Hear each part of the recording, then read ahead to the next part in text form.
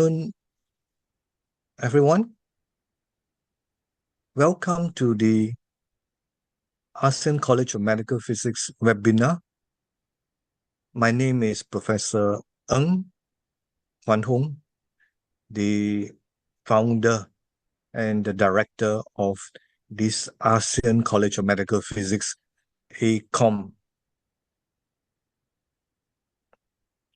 And this is the first of the series on quantum computing, and will be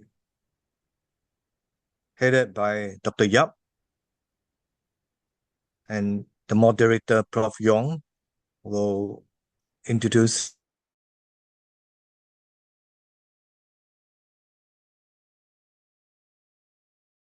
And welcome again to those who are joining us. And I like to request Dr. Yong to continue to share with you what is this ACOMP. Thank you very much. And also maybe good morning, good evening to everyone. So thank you, Prof. Ng, for putting together these very interesting workshops today. So we are honored to have our physics colleagues from the industrial part, Dr. Yap, to talk about quantum computing, which is a very trendy topic at the moment. So this workshop is brought to you by ACOMP. So ACOMP stands for ASEAN College of Medical Physics, and this is the committee we will form in 2014 October in Ho Chi Minh City, and Prof. is our founding chancellor. So currently, they're supposed to be 10 countries from ASEAN. So currently, the active members are from 8 countries. And the objective is to enhance the standard and quality of education and training of medical physicists, especially in the regions, development programs, and to promote the continuing competence of medical physics practitioners in the regions. And since COVID, we have started our online workshops. And today is actually the number 28 online workshops that we have done. And let me introduce our speakers today, who is Dr. Yap, Dr. Yap Yun Seng from the Faculty of Science, University Technology Malaysia, is in Johor. And Dr. Yap is also an associate professor for the Center of Quantum Information and Quantum Biology of the University of Osaka. He is also a CTO and co-founder of a company based in Singapore known as I don't know how to pronounce it. Excellent, Dr. no worries. You can introduce yourself later, your profile, and I see very prominent profile of Dr. Yap. I will let him to tell about his stories to all of you. So please enjoy the workshops. If you have any questions, feel free to type it in the chat. And also this session will be recorded, so you can still view back the recording after the sessions. Yeah, thank you very much. So without further ado, I will pass the floor to Dr. Yap, please. All right. Thank you very much. Good day, everyone. So let me share my screen.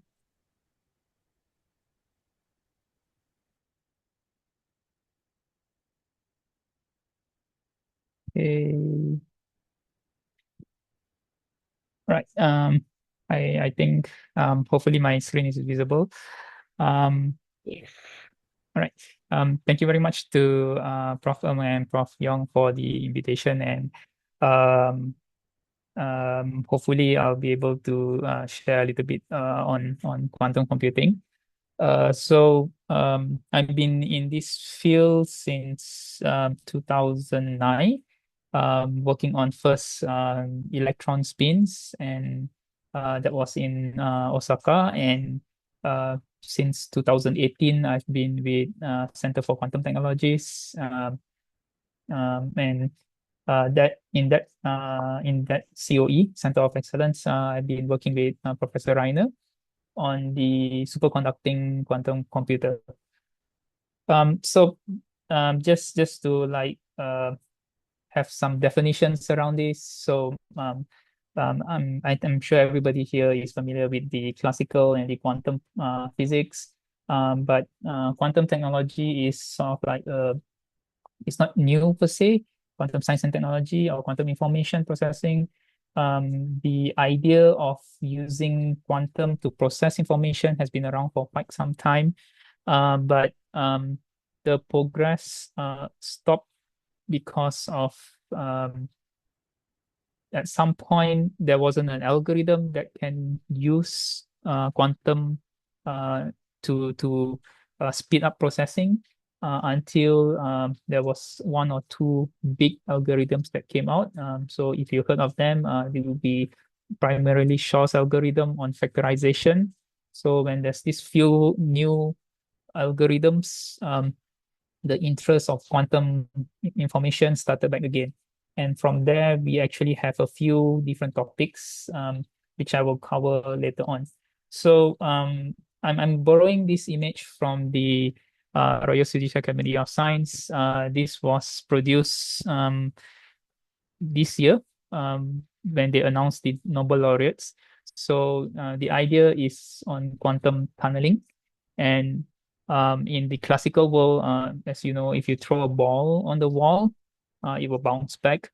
But if you go to the quantum effects, then there's a non-zero probability. There's a probability that the ball can pass through.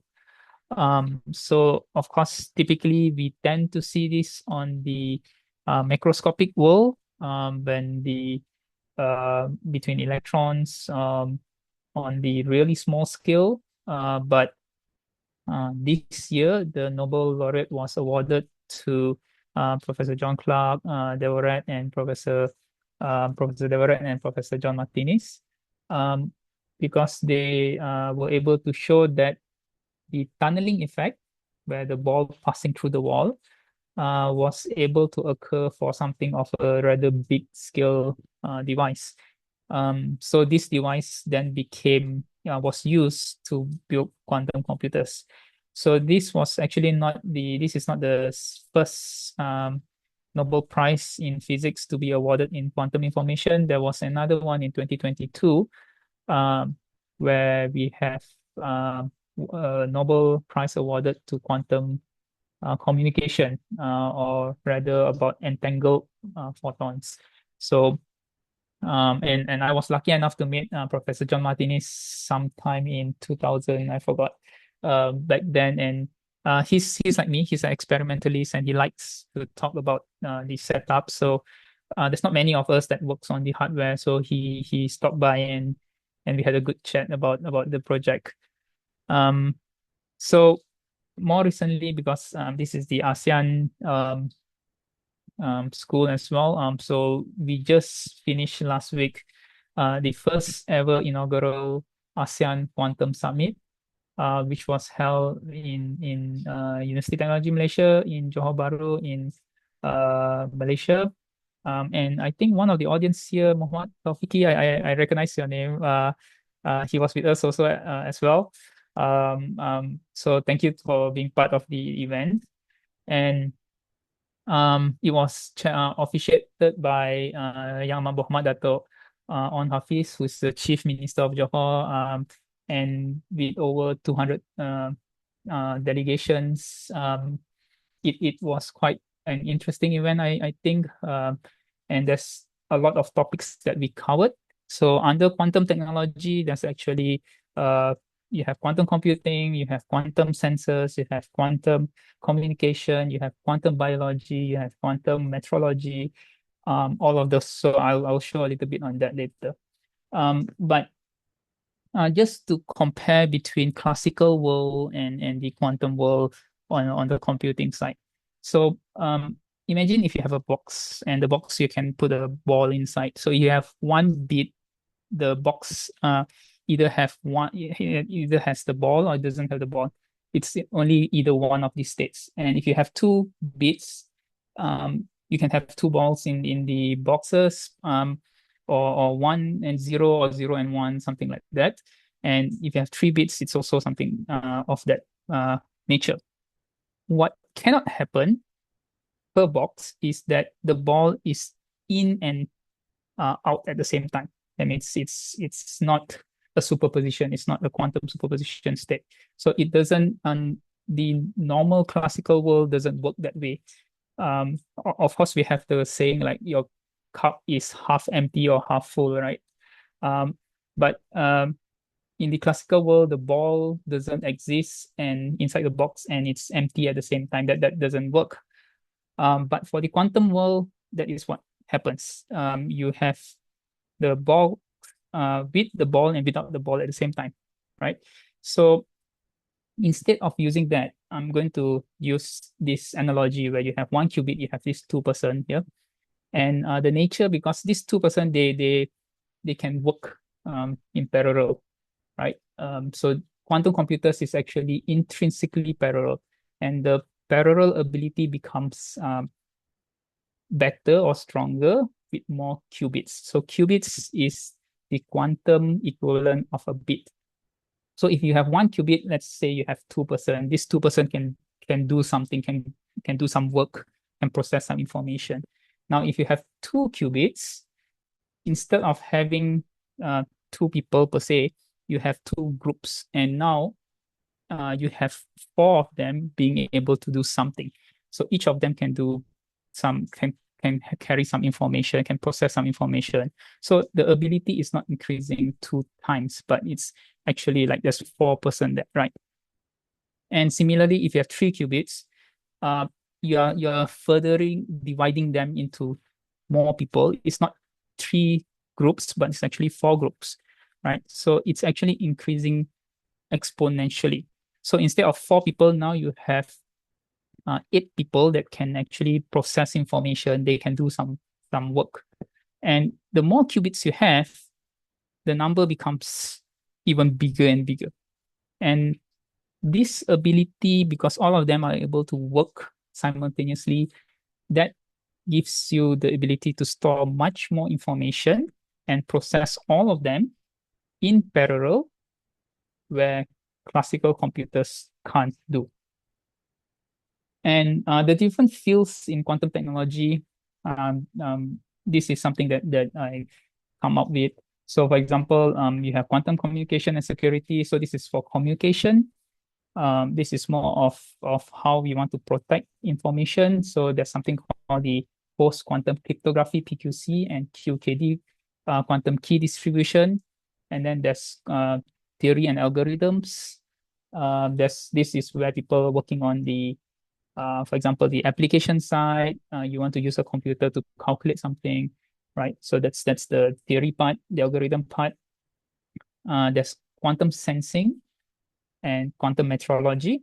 Okay, I'll come back into this a little bit more. So quantum computing technologies is basically the hardware. So you build the qubits to process the information. Now, quantum sensing is using those qubits instead of processing information. You use it to become sensors. So quantum sensing is very specific, using quantum computing technologies, the qubits, as sensors. So we have other sensors which are based on quantum effects. For example, Hall effect sensors, those are quantum of nature, but they are not considered as quantum sensors. Okay, so like there's one category of quantum computing technologies I'll show you a little bit later. So basically, whatever that can be used to build a quantum computer, and you use them as sensors. You can also use them as to keep track of some quantity. So it can be time. You can keep track of distance or something, and that is under quantum metrology. So it's using the same technology. Instead of building quantum computers, you use it for some other purposes, specifically for metrology. And lastly, quantum humanities. Well, this is not Marvel or Ant-Man or something. This is just something locally we coin it up. These are people who are involved in the policies, the responsible use, and whatnot.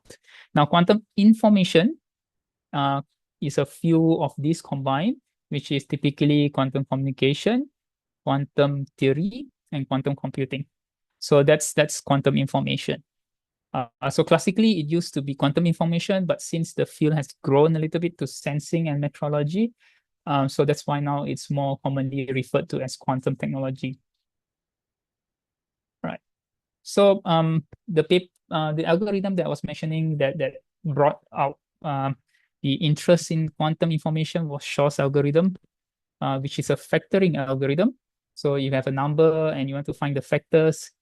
Shor's algorithm is a very good method to find it in a very short time. And in this paper in 2001, this was a demonstration that the Shor algorithm can be executed on a quantum computer. And the quantum computer uses nuclear magnetic resonance. So why is this important? Because this is the first demonstration that shows a quantum computer, right? And it is also involved with quantum communication because factorization is actually used in our encryption. So meaning that if you do a bank transaction, if you have heard of these classical algorithms like RSA, those algorithms that protect our bank transaction, our information, those are based on the inability to factor really large numbers. So factorization is really important, right? Because if you can factor the large number, means you can basically crack or hack the communication. So in this particular case, because quantum computers can do so, it has a direct impact to communication, and hence you to counter that, you require quantum communication instead. It doesn't use factorization anymore. And at the same time, nuclear magnetic resonance can be used as a sensor. Okay, so I'll give you an example of that. But here, just to show you that one of the example of quantum sensing and quantum metrology is that GPS. So in GPS, where we find, you open your Google map or your Waze or whatever, you locate the position. So those are GPS satellites. You can actually download an app to find them. And within the satellites, there's something called an atomic clock. And the atomic clock is the same technology that is used to build quantum computers, right? It's just repurposed for a different purpose, which is metrology, to measure time. Okay. So there's actually a lot of different types of way to build a quantum computers. So here are just some of it. So the first one is the predecessor is nuclear magnetic resonance, NMR. And then I was working on EPR, electron paramagnetic resonance. So that's this blue color one here, and that's me.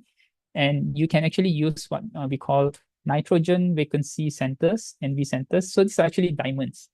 So this can be used as quantum computers, and you can use optical systems. So like this bottom right image, all these what do you call that? Optical components. These have been arranged in such a manner that they actually function as a quantum computer, normally a beam splitter and whatnot.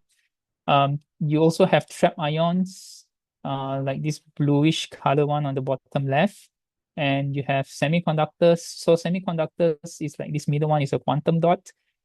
So quantum dot, there are two types. One which is for the luminescence effect, the particulates. Is not that kind. It's actually the quantum dot on a structure, and you actually have some electrodes on cables where you actually use to control the state of the quantum dot. Then there's also superconducting qubit, which typically looks something like this. So if you have seen this barrel here, so this is Professor John Martinez. Previously, he was with Google. And if you heard of D-Wave, so this is in CQT, Center for Quantum Technology, IBM. So these are all superconducting.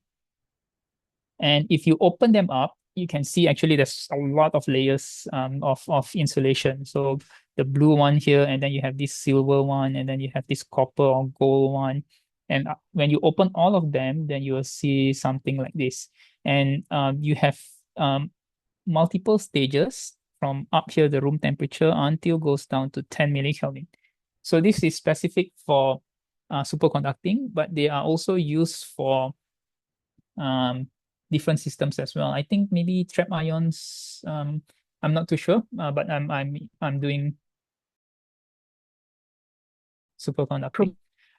So some people might say, it's very difficult to achieve this temperature. You need a very elaborate device. It's elaborate, yes, but it's not difficult. All you do, you just connect the wires, you close them up, you press a button, and you wait 2 days. That's all. Within 2 days, it will reach to 10 millikelvin. You don't need to do anything. You can actually just leave the machine, you go to sleep, go do other work, and then come back. And in 2 days, it will be at 10 millikelvin, and it will operate at that state for as long as you can actually run it for a year non-stop, right? And let me see. Okay, so the superconducting qubit looks something like this. This is just a fridge, right? But at the bottom, at the 10 millikelvin stage there, you can actually put sort of like a holder, and at the middle of the holder here, this is the superconducting chip. That's the quantum processor or quantum processing unit, QPU. And if you have a look at this here, there's like 10 dots here, circle here, 1, 2, 3, 4, 5. On the left here, there's 5. On the right here, there's 5. And if you zoom on one of them, you see this structure. And if you zoom in on just the bright white spots, you get something that looks like 2 fingers overlapping. And the fingers that is overlapping this area is about 300 nanometers area. So 300 nanometers, although it sounds big because it's nanometers, right? No, sorry, it sounds small. But if you compare to today's transistors, the transistors that is used in your Intel chip or AMD chip, they are in the range of 1 digit nanometer. So this is actually considered macroscopic big compared to those sizes. And within this structure, you can actually detect quantum mechanic effects, the tunneling, for example, and that's why they won the Nobel Laureate Prize, right, for this year. So this structure, although it looks nice, but actually what is the function or what is the purpose of this? So I'm just grouping this up. So on the left here is your normal computer. You have the red circle and you have the green circle. So the green circle is where you as a user, you interface, you control your keyboard, you look at the monitor, and the processing is done on the desktop. So on the quantum computer, you do still use a classical computer, and that classical computer communicates with this circle, which consists of a fridge. And this device here, this electronic device, is the sort of like the motherboard of the quantum processor. So what we do here will then communicate to this board and here to the quantum processor. So just a little bit more detail. So just now, if you remember, I mentioned the chip is at the bottom here, and this is the board. So for the superconducting quantum computer, we actually use microwaves. So it's like the same microwaves in that you use to heat up food, but just different frequencies, and we are using them in pulse. So that is sent to the QPU, and the information comes from you as a user to a normal computer. A normal computer communicates with the so-called quantum controller or the motherboard of it, and that goes to the chip at the bottom. And as a user, you can actually write programs here, and this is an example of the program that you use to write for a quantum computer. So we have what we call low level and high level. So low level looks something like this here. So low level doesn't mean low quality or something like that. It's just mean the architecture level, meaning for example, if you use Microsoft Word, you are only seeing the word, you don't see the programming behind it. And if you go deeper inside, then that's called going to the lower levels. So like this is the higher level, this Qiskit, Circuit, Penny Lane. And on the lower levels, you have Open Chasm, for example. So this is Open Chasm, and this is what we call a quantum circuit, right? And instead of you controlling it directly in front of the room, for example, you can also connect them to the internet, and you can use them as a cloud. or you can actually connect them to a classical computer, like a GPU, HPC, or supercomputer, and they can form what we call a hybrid computing. So hybrid means a combination of both. And if you open, for example, this is IBM's online cloud system. You can actually go and register, and you can actually use their quantum computer. But you might need to pay to use it. So they will actually write how many qubits it's available for you to use. And there's actually a few numbers here which are actually very important if you want to use the quantum computer. So this is open to public. IBM Xanadu is also open. As in, I think depends whether you have to pay or you don't pay, but it's accessible to public. Google, Quantinuum, and IonQ, they are not open to public. You have to buy or you have some agreement with them. So quantum computers, they are available, they are ready. You can actually, if you have enough money, you can place an order and they will be delivered within 6 months. But the quality of quantum computer are not there yet. What I mean by there is that you cannot use them for lots of application. So we are somewhat around here. So this graph on the x-axis here, this shows the number of qubits. So if you remember, we are about 100 something. So we are around here, for example. But our error rate, so this is the quality of the computer. So there's a lot of errors right now. So we are around somewhere around here, this line here. So we are trying to go towards this green area where the what we call the FTQC, or fault tolerant quantum computers, and we are currently in the noisy intermediate. I forgot what's SQ, NISQ. So noisy intermediate something. So we are currently in this area here where it's of you can sort of say low quality qubits. They are noisy. And we don't have that many qubits, right? And if you remember just now, I was saying that you can connect it to a HPC or supercomputer, and we can form a hybrid computing system. So that's what people are trying to do now. They are trying to combine two types of computers, the classical and the quantum, in order to get some results during the NIS era, right? So this is the idea. So if you can see, there's a lot of effort being done for that. And here are some examples of algorithm.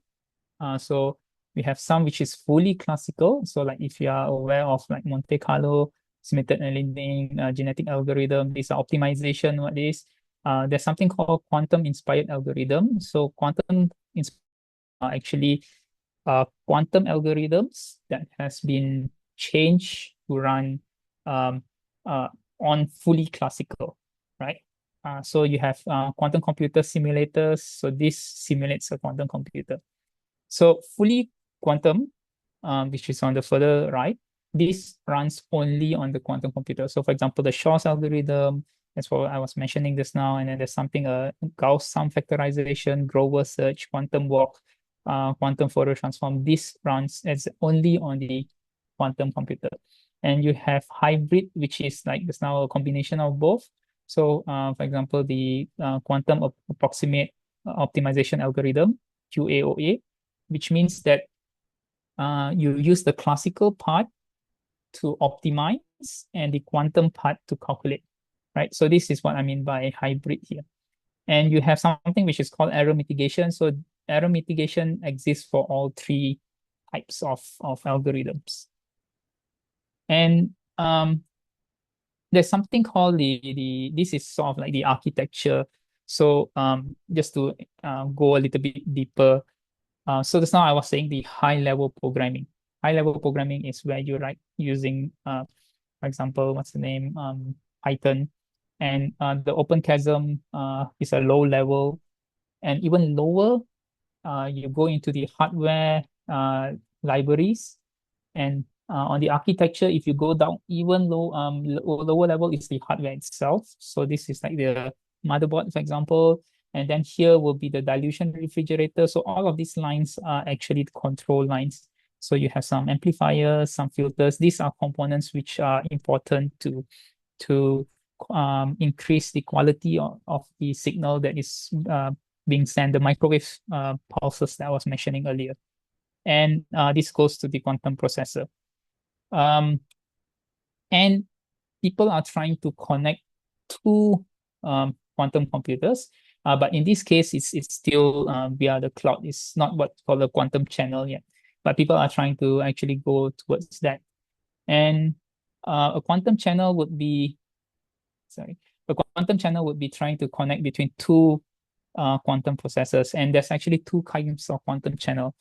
But I'm not going to talk about the second type first. Now I'm just going to focus on this kind of connection. So this is actually taking one quantum processor and connecting to the other. So it's like you use a special cable to do that. So that's something that everybody has been trying to work on. And then there's something which people are trying to do instead of connecting cables. So they actually take the two fridges, and if you have a look here, they actually cut sort of like a hole at this big fridge here, and inside is actually vacuum, right? So there's this tube which they connect from one to another. So if I just to go back here, in this picture, you have two of these in the same fridge. So two of these is actually just in one device. But here they are trying to actually connect two fridges together. And the last I heard, they actually increased this length quite significantly from one end to another end of the room, right? So that's what people are trying to do as well. And not only that, but people are trying to do what we call quantum communication, as I mentioned earlier. So they are trying to do either on the hardware level or through the satellite side. And come back to this because I'm going to give a few examples of other parts. So we have the quantum sensing, the quantum communication. So quantum computing technologies, we covered that already, and with the algorithms. Quantum metrology, I don't have an example of that, but fortunately, that's GPS, right? So just coming to the factorization, why is communication is being threatened, classical communication or encryption? This is one example. So you have numbers that you want to find the prime numbers, and on the calculation part, classical computers have to try the numbers one by one. That's the problem. You have to try, like even you find the number 240, and then you want to find prime numbers. You have to calculate how much until you get 240. This is citing 240. This is wrong.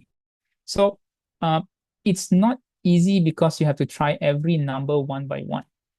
For small numbers, it's fine, but the larger the number, the more difficult it becomes. And we actually, our group in Singapore, we actually use a quantum computer to show that you can actually calculate this. And this is the real result from a quantum computer. All the gray one below these dotted lines, we based on this result here, we can actually identify the factors for the number. Where was it? 263193. So this is it's a small number. It's not a large number, and this number won't be used for your bank transaction. The bank transaction will be much larger. So from here, we can actually get the number 13721. 21 is 3 times 7, and then 83 and 151. And this you can get it very fast, right? It's not slow compared to a classical. At the moment, classical computers can calculate faster than quantum computers at the moment. But for a very large number, if you have a good high quality quantum computer, that quantum computer can calculate much faster than classical. Hence the problem. And it's not faster by 1 second or 1 minute, it is faster by years. So one example that they did was 20 seconds versus 10,000 years. So on the classical computer, it would take 10,000 years. It's not factorization, it's a different algorithm. 10,000 years compared to a quantum computer, it was like 200 seconds. So yeah, massive difference in time. And people are coming up with new ways to secure their communication. So this is actually in China. So they have done this over a very big distance, and people have also been trying to work on through the what we call the free space. And recently on the ASEAN Quantum Summit, we did this between UTM and the Johor Singapore Special Economic Zone data center. So we did quantum key distribution, QKD, quantum communication between this distance. So it's a short distance, but it has significant impact because it's on the industry side, the financial side, right? And quantum sensing, this is another example, NMR, is actually MRI. They are the same technology.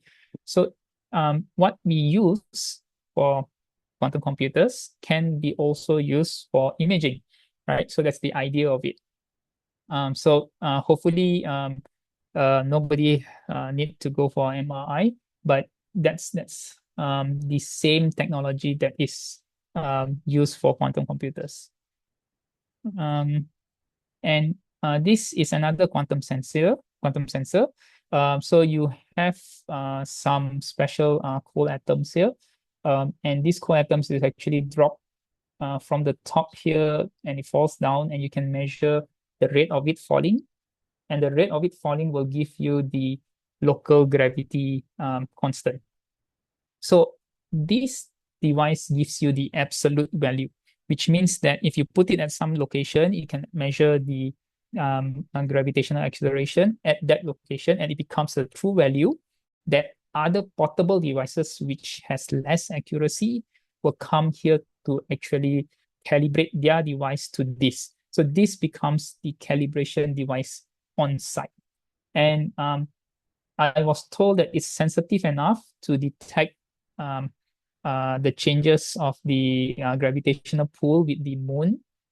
And also perhaps, I think I heard this correctly during the ASEAN Quantum Summit, they said that it can even detect the clouds overhead, right? And because of the promises of quantum technology, there's a lot of countries that are looking into this. They are coming up with a strategy and whatnot. And there's a lot of investment going around. So it's like several billions worldwide. And there's a whole industry going on about this. So these are some of the key players. I myself, my company is not here. Axolotl, I forgot to mention. It's the animal, the axolotl animal. If you can Google, so ours is AQS instead of AXL. So yeah, that's the what is. But we are and the let me see, we are the hardware, the component side. So you have different companies doing different things, right? So like AWS is here, Merck, JP Morgan. You have a lot of big brands here, Fujitsu. Quantum Brilliance is using NV diamonds, right? And in Singapore, they have a very good ecosystem. This is a little bit old, so the NQO presented something new, extra, just last week. So yeah, this is a little bit outdated. And this is the National Quantum Computing Hub, and QCH. This is our CEO, and this is the system that we use. This is from our company that is used to control the quantum computer here. And Philippines, they also have the first quantum computer in Philippines, and in Thailand, they already have the first batch of PhD graduates. And more recently, from Indonesia, they are searching people to build on quantum chips and designs. So in Malaysia, don't get me wrong, we have people working on quantum technology, more specifically on quantum theory and quantum communication. But for like hardware, like the first Rydberg, so the Rydberg can be used as an atomic clock, right? So those are the hardware part. So we don't have that yet in Malaysia. And in Vietnam, they have a society that just started this year as well. So we in ASEAN, there's a lot of attention going on right now. And the applications, quantum computers, yes, you can use them for factorization, but there's so much more. You can use it for simulation to create new materials. And for example, new solar panels, so cheaper solar panels, more higher efficiency, and then batteries. All of us want batteries, that can have bigger capacity. You can charge for maybe 10 minutes and use for 1 week or something like that. And for vaccination, medicines, drugs. So like take COVID, for example. On the grand scheme of things, finding the vaccine for COVID was actually fast, even though it took a few years. Naturally, to find a vaccine, to get it approved, will take a much more longer time. But because there was a worldwide effort where every of the researcher was sharing data openly on the COVID vaccine, which one worked, which one did not work, they actually produced a vaccine in a very short time. It took the whole world working together. Now, that doesn't happen normally.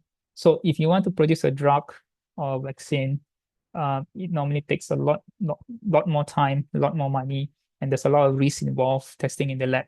But with a quantum computer, you can use that to simulate the effects because they are quantum by nature.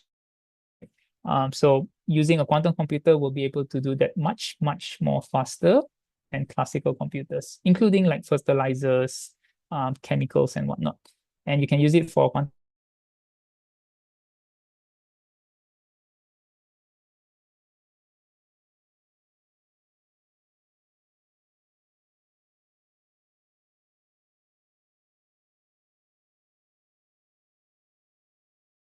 number is by McKinsey, and this is before 2035, and that's just 10 years from now. And the number, the impact is between 0.9 trillion to 2 trillion.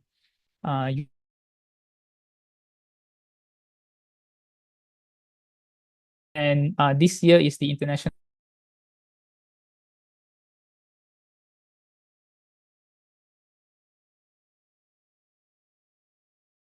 But hopefully you can trust UN because this is from their website. This is from them. So like quantum chemistry is here, quantum LED, solar panels, there's drug somewhere, drugs, vaccines, right? So this is what they share out as well.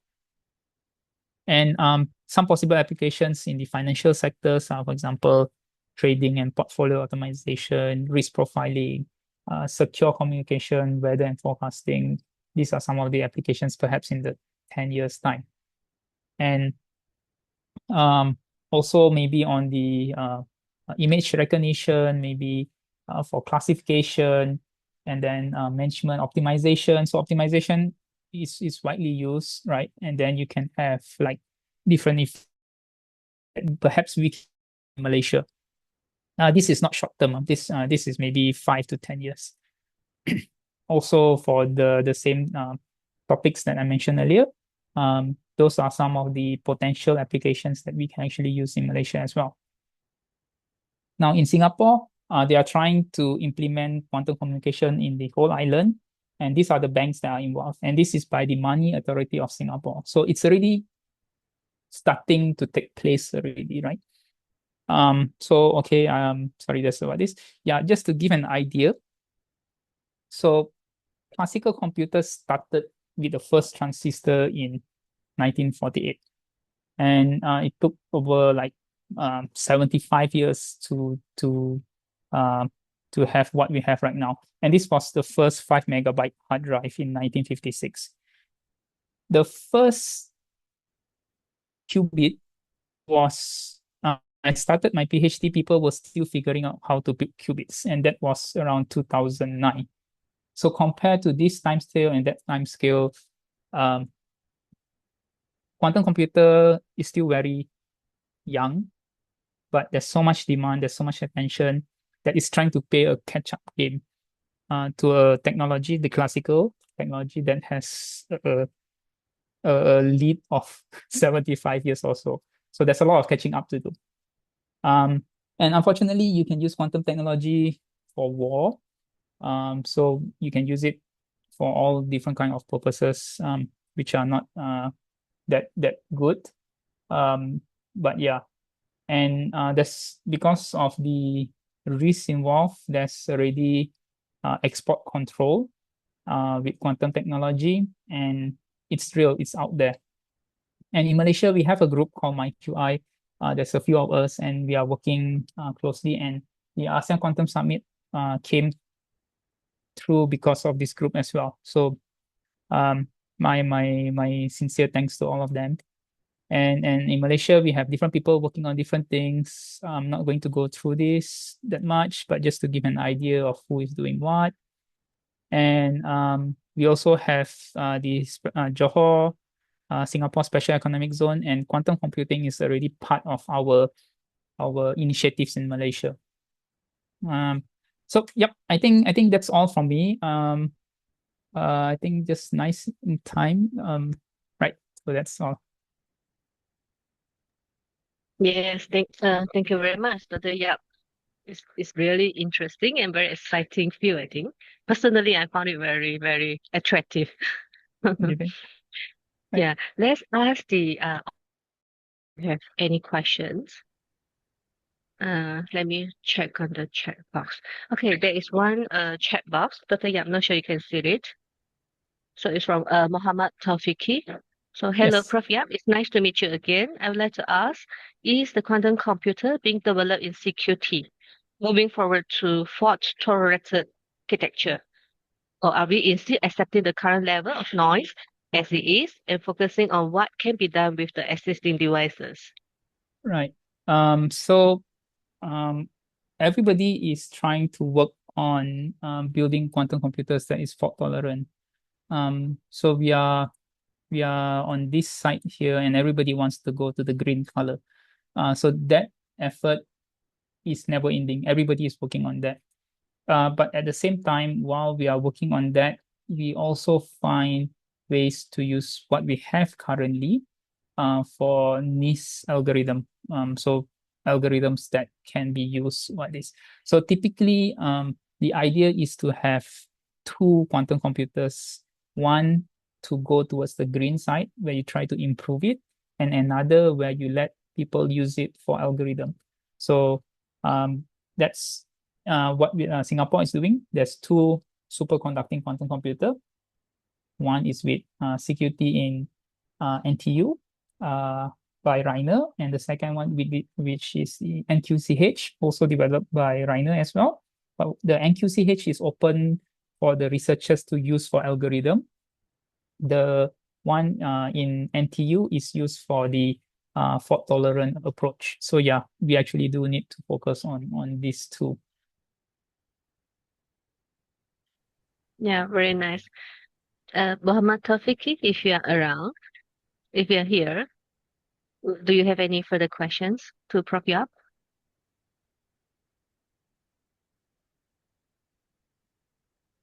Okay. Let's give our audience a little bit more time to Sure, ask sure. questions here. Yeah.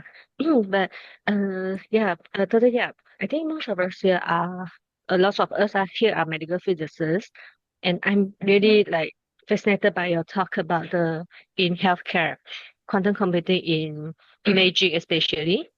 Can you like roughly, briefly explain like what are the applications? Is it in terms of timing or in terms of image quality, or is it in terms of like new type of imaging? So there's two possible application in the medical field. First, of course, as I mentioned just now, is in the drug designing. So that's using quantum computer drugs in the future. But my colleagues in Osaka University, University of Osaka, so that is under the QIQB, Center for Quantum Information and Quantum Biology. So it's special because there's quantum biology in there. I didn't touch about that much. So for quantum biology, particularly my colleagues, they are working on a way to get signals to detect what do you call that, trace amounts of what you call it, chemicals that are precursors to cancer cells. So the problem with that is that typically it's very hard to detect very small concentrations. So they are trying to work on that side where they use some sort of technique to actually enhance the signal, and the technique is actually because of the quantum effect. So something called the dynamic nuclear polarization, DNP, and they sort of transfer the signal from the electrons from the protons to the electrons, and the increase is several folds several order higher. So the idea is to get a signal which is very weak from the cells, and transfer it to the chemical that they're introducing, and that chemical will be then easily detectable through microwaves and stuff like that. So it's similar to NMR, but more on the so the technique is called dynamic nuclear polarization. I'm not too familiar with that, but that's the idea. There are also people trying to use the same approach using nano NV diamonds, NV centers. So let me go back this now. So yeah, there's this NV centers here. This is normally used in bulk size, like quite big size. I think there are some effort to use nanoparticles of this as sensors, so for quantum sensing. Yeah, interesting. Yeah, thank you, Dr. Yang. We see Dr. Peter Nor here. Dr. Nor, Yeah, do you have can you any hear me? questions? Can you hear me? Yes. Yes, I can. Yes, we can hear Okay, you. cool. So many thanks for the nice presentation. Just a few one comment, and then I would have a few questions. Sure. When I'm from Vienna, and I did my PhD thesis defensio and professor of these whole committees. Found on time. The other thing is all these devices, but of course, at the moment, these devices are a bit clumsy if you compare it, let's say, to a laptop or something like this. Exactly. So how do you see the future? Will it be that everybody will have at home their own quantum computing, or they will just connect to the computer and run their software? Is it like this what you're thinking? So for me personally, I would love to have a quantum computer at home. But on a more realistic note, quantum computers are not meant to replace personal computers. They are more of a supercomputer or PC type, which are of large scale. And typically to access these large scale computers, we tend to connect either on site. So something like, let me see. Yeah, something like this, you connects to that, or through the cloud, like what IBM is doing. So it's possible to actually access and send the quantum circuits there, and then they calculate and return the results. So either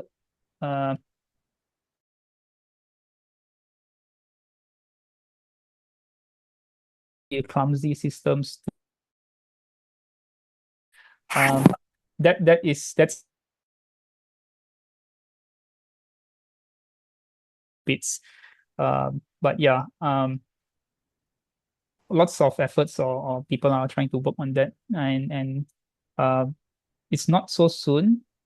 Perhaps might take maybe 5 to 10 years, but I think slowly progress is being made, and definitely would love to have a quantum computer at home.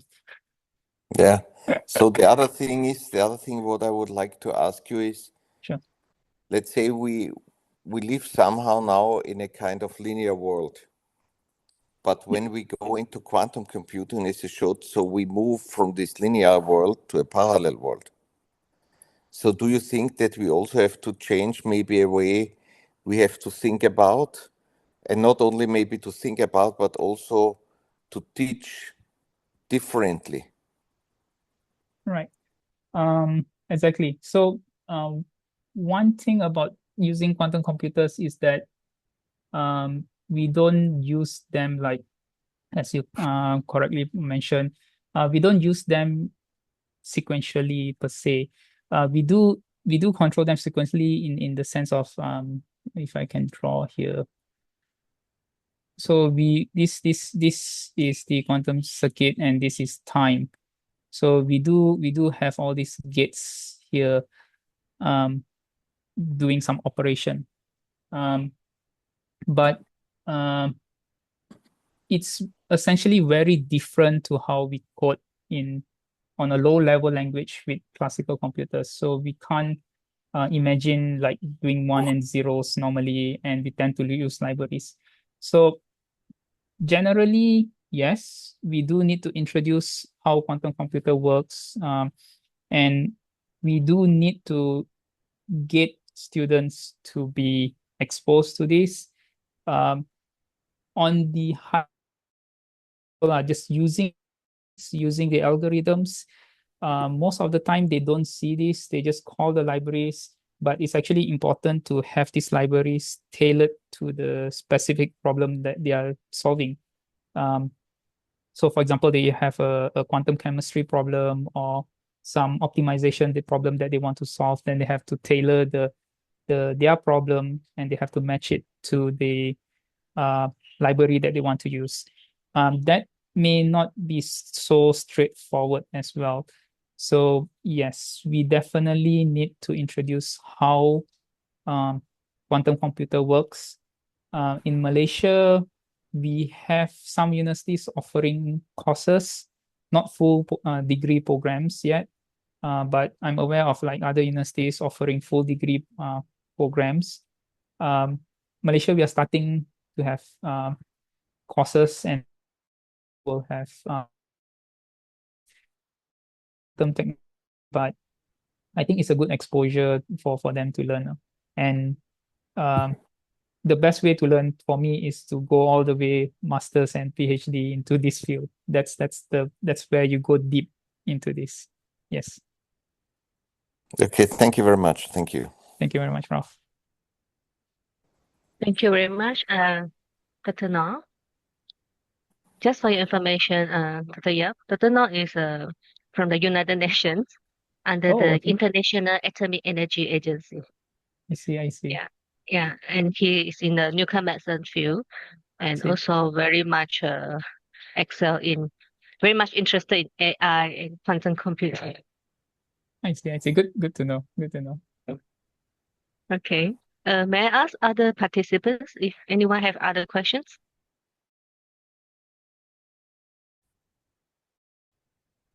Personally, I have many the same.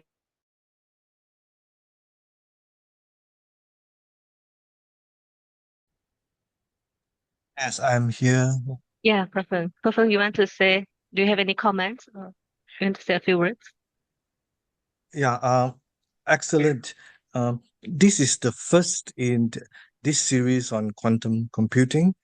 In the pipeline, probably sometime early next year, we invite someone to speak on the basic of quantum physics. We really need to know or to revisit quantum physics, quantum mechanics, and that is the foundation of quantum computing. So we have that. We also have in mind to invite someone to speak on quantum information and various applications. So do look out for that, and that is one of our ACOMP initiative, and I believe it is well ahead of many organizations, and we really hope that people out there, be it physicists, engineers, or other scientists, will benefit from that. Thank you once again, Dr. Yap. Thank you, Rolo. Glad to be here. Yeah, thank you, Professor, and thank you, Dr. Yap, and thank you all the participants for your participation. So as Professor mentions, please follow us because we will have a series of lectures on quantum computing after this as well. Yeah. So Dr. Yap, would you mind if the participant email you if they have any questions? Yeah, sure, no problem. All right. Good. Okay. Thank you. Thank you. And also the recording of this session will be available on YouTube and also on CFON website after this. And we will email all the participants about this. Okay, with that, thank you very much. So we will end our sessions today and hope to see you again in the future. Thank you. All right. Thanks, Thank you very much, Dr. Yap. Thanks, everyone. Prof. Thank you. Bye. Thank you. Bye-bye. Thank you. Bye bye. Thanks. Peter, do you mind to stay a little bit